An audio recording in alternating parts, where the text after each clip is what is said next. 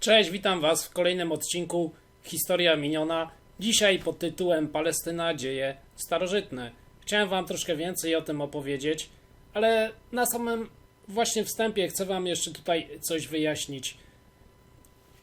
Izrael nierozerwalnie łączy się właśnie z Palestyną. Nie sposób jest tutaj go pominąć w tej opowieści, gdzie będzie odgrywał właściwie główną w zasadzie rolę, ale cała jego historia, ta początkowa historia wywodzi się właśnie ze Starego Testamentu, czyli z Biblii, a ja chciałem tutaj zaznaczyć, że nie będę chciał się aż tak bardzo dużo na niej opierać, ale pominąć też jej nie mogę. Chcę tylko jeszcze tutaj dodatkowo zaznaczyć, że właśnie Stary Testament, według mnie nie do końca jest adekwatnym źródłem historycznym. Ja myślę, że chyba z takich powodów jasnych, ponieważ nie przekazuje tej prawdy historycznej. Mogę powiedzieć, że jak każda opowieść na pewno niesie pewną prawdę, ale czy taką prawdę niepodważalną? To już leży w gestii Waszej oceny, a ja przechodzę dalej. Zatem w Biblii, w Starym Testamencie, Jahwe zawiera przymierze z bardzo ważną postacią, jaką jest Abraham. Z kolei Abraham ma syna Izaka, a ten ma syna Jakuba. I tu jest taka, jak dla mnie, pierwsza ważna rzecz, na którą musimy zwrócić uwagę, bo to sam Jahwe zmienia imię Jakuba na Izrael i w tym momencie dzieje się to, że wszyscy jego synowie w zasadzie to już jest naród Izraela. I od tej pory zaczynam właściwą opowieść. Zapraszam. Do dzisiejszego dnia nie jest do końca jasne, skąd przybywają plemiona hebrajskie do krainy Kanaan, którą to właśnie widzicie na ekranie, ale najwięcej przemawia za tym, iż przywędrowały one w większości z terenu Egiptu, ale też nie wyklucza się innych okolicznych kierunków. Natomiast co zasługuje na szczególną uwagę, to to, iż podbijają oni tą krainę i z plemion koczowniczych zaczynają prowadzić tam osiadły tryb życia. Jeśli chodzi o ten okres czasu, to mamy jedno jedyne pewne źródło pozabiblijne mówiące nam o tych wydarzeniach, a jest nim stela Meremptaha. A sama stela jest to ozdobna płyta kamienna z określoną inskrypcją, a Meremptah był egipskim faraonem. I znalezisko to datuje się na rok 1236 do 1233 przed naszą erą lub też na lata 1224 do 1208 przed naszą erą. Ale co tutaj jest takiego ważnego? Ów stela opowiada nam o zwycięstwie Meremptaha nad koalicją stworzoną przez Libijczyków, którzy już w tamtym czasie starali się najechać i opanować starożytny Egipt.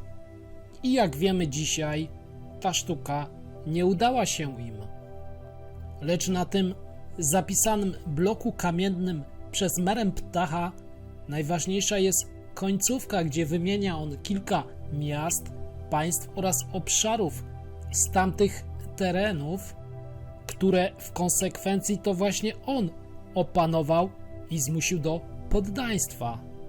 I w tym właśnie momencie możemy być absolutnie pewni, że jest to pierwszy i jedyny przypadek użycia nazwy Izraela, który nie wywodzi się z Biblii, a jest ujęty w starożytnych dokumentach egipskich i dzięki temu możemy być pewni, że starożytny, przeddynastyczny Izrael zaistniał już na tych ziemiach w okresie między XIII a XI wiekiem przed naszą erą. I sama inskrypcja mówi nam w tym właśnie momencie, że dawny Izrael u swych prapoczątków nie miał króla, nie stanowił państwa, lecz był konfederacją luźnych plemion. Przemieśćmy się jednak dalej w naszej historii, by opowiedzieć o kolejnym okresie w dziejach tamtej ziemi. I tutaj znów musimy powrócić do źródła mniej precyzyjnego i chyba bardziej powierzchownego, mianowicie po raz kolejny Biblii. I to właśnie ona mówi nam, iż kolejny okres, jaki nastaje, to panowanie tak zwanych sędziów, czyli najogólniej mówiąc zwierzchników nad ludem. I bardzo dużą rolę odgrywa tutaj ponownie Święta Księga, ponieważ wierzono według tych starych tradycji, iż sam Jahwe wybrał owych sędziów, aby czuwać nad ludem Izraela. I kto z tego ludu w to wierzy, to wierzyć będzie musiał. Ale czy nie jest to też wspaniałe i doskonałe narzędzie, by w sposób religijny zacząć kontrolować i sprawować władzę nad łatwowiernym ludem? I jak wiemy z późniejszej historii, ta teokracja nie zdała egzaminu, gdyż tym razem na scenę historii wkracza tak zwany lud morza. A kim byli owi ludzie? Na dzień dzisiejszy uważa się, iż były to masy ludzkie przybyłe gdzieś z południowych wybrzeży Morza Śródziemnego, które jako kierunek pierwszej ekspansji wybierają Egipt i atakują tą krainę, ale zostają oni pokonani przez Ramzesa III w roku 1190 przed naszą erą i ten siłą zmusza ich do osadnictwa na terenie zachodniej Palestyny. A wiemy to po raz kolejny, tym razem nie z Biblii, lecz z inskrypcji znajdujących się w świątyni grobowej Ramzesa w Medinet Habu. Jest to kolejna, druga potwierdzona pozabiblijna informacja, zatem możemy być pewni zaistniałych wtedy wydarzeń. Oczywiście przymusowe przesiedlenie wykonane przez samego faraona będzie miało jeden skutek: konflikt z Izraelem. Ale sam też Izrael w tym momencie swoich dziejów zmienia się. Zawodzą rządy teokratyczne sędziów, którzy dokonywali nadużyć, rozczarowując swoich poddanych. i lud sięga po inne rozwiązanie. A tym rozwiązaniem jest wybranie pierwszego króla. Niewiele wiadomo o tym okresie z jakichkolwiek inskrypcji czy znalezisk archeologicznych, dlatego po raz kolejny musimy wrócić do Biblii. I według niej pierwszym królem zostaje Saul, który jednoczy plemiona izraelskie i toczy wojny z Filistynami. Jednak ów napływowy lud morza okazuje się bardzo trudnym i wymagającym przeciwnikiem dla Izraelitów. Saul umiera, a jego następcą jest Dawid, który to już znacznie lepiej sprawuje się w roli monarchy i końcowo udaje mu się pokonać Filistynów, ale na pewną ciekawostkę zasługuje to, iż plemię Filistynów zostaje w pewnym sensie oszczędzone i posiada swego rodzaju autonomię. Idąc dalej, to Dawid cementuje kult Jahwe jako jednego Boga, a robi to utożsamiając z nim miejscowe bóstwo jerozolimskie, również podbija on samą Jerozolimę, czyniąc ją stolicą nowego państwa i co zasługuje na pewno tutaj na podkreślenie, to właśnie jest to, iż sprowadza on Arkę Przymierza do stolicy swojego państwa i jest to symbol, który będzie jednoczył wszystkie te plemiona, gdyż podobno Arka była zabierana na pola bitewne jako znak właśnie jednoczący wszystkie te plemiona, podnoszący morale w trakcie starć, co wielokrotnie później wykorzystywali także i inni wodzowie w dziejach historycznych. I aby zakończyć właśnie ten rozdział starożytnych dziejów, to mogę podsumować to w ten sposób, iż obszar ten, na którym zaczęło się rodzić swego rodzaju nowe imperium, składał się w przybliżeniu z terytoriów właśnie dzisiejszego Izraela, Palestyny i Jordanii. Kolejnym następującym królem w Izraelu był Salomon, ale wszystko, co o nim nam wiadomo, pochodzi głównie z Biblii, a reszta źródeł historycznych na jego temat jest bardzo, ale to bardzo wątpliwego pochodzenia i wiarygodności. Natomiast sama księga mówi nam, iż wyniósł on Izrael na szczyty swojej potęgi, ale z drugiej strony, czy opisywany tam obraz mógłby być inny? Istotna jest według mnie inna sprawa, a mianowicie to, że za jego panowania powstała też pierwsza świątynia jerozolimska, lecz niestety sama Biblia nie mówi nam, Gdzie ona dokładnie się znajdowała oraz jak wyglądała. Dodatkowo, z powodu tego, że teraz stoi tam kopuła na skale, czyli jedna z najważniejszych świątyń muzułmańskich, niemożliwym jest poszukiwanie nawet szczątków pierwszej świątyni. Ostał się tylko jeden dokument historyczny potwierdzający jej istnienie, a jest to Ostrakon domu Jahwe. odnaleziony przez archeologów w Tel Arad, czyli w dzisiejszym środkowym Izraelu, a dokument ten pochodzi z około 600 roku przed naszą erą.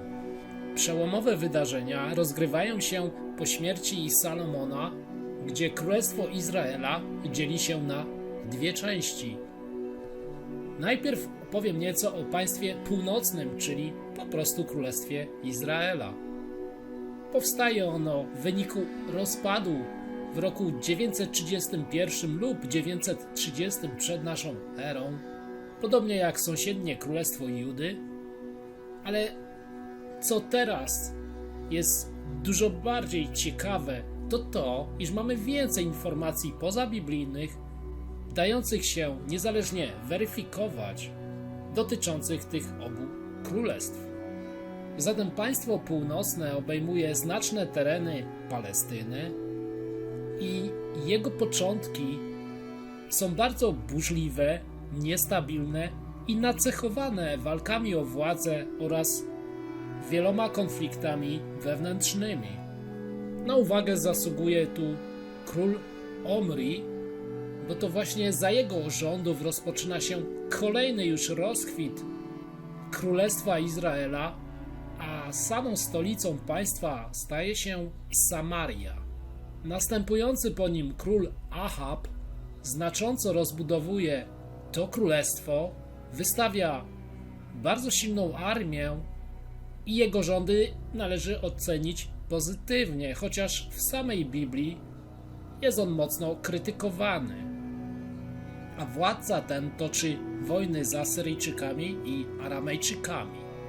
Mijają dziesiątki lat i do panowania w tym królestwie dochodzi nowa dynastia Jehu, Gdzie uwidaczniają się pierwsze wpływy Asyrii. Ale pomimo to królestwo podczas rządów Jeroboama II po raz kolejny jeszcze raz zdołało wzrosnąć na lokalną potęgę w tym rejonie. Królestwo Judy.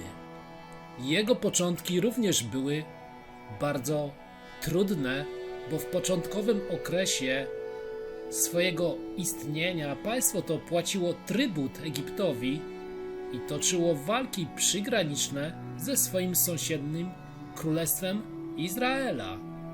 Z biegiem lat kolejny z władców, Jozafat, zawiera pokój z Izraelem, ze wspominanym wcześniej królem Ahabem, również zmusza do płacenia trybutu Filistynów, Arabów i jednoznacznie możemy powiedzieć, że umocnił on swoje królestwo Judy.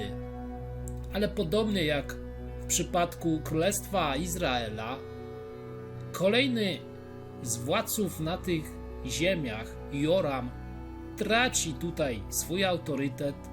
Wkrótce dochodzi do walk z państwami płacącymi do tej pory trybut i tak naprawdę w konsekwencji ten monarcha marnotrawi też nawet dobre stosunki z państwem północy. I w tym momencie w naszej opowieści dotarliśmy do VIII wieku przed naszą erą, gdzie będą mieć miejsca kolejne bardzo przełomowe wydarzenia na tych ziemiach, ale zanim wam o nich dalej opowiem, to zapraszam już do podsumowania tego oto odcinka. Po raz pierwszy lub po raz kolejny dotrwaliście do tej chwili. Naprawdę super dzięki. Pamiętajcie o wspieraniu kanału, udostępnianiu, kciukach w górę i tym wszystkim, co dla każdego youtubera jest bardzo ważne.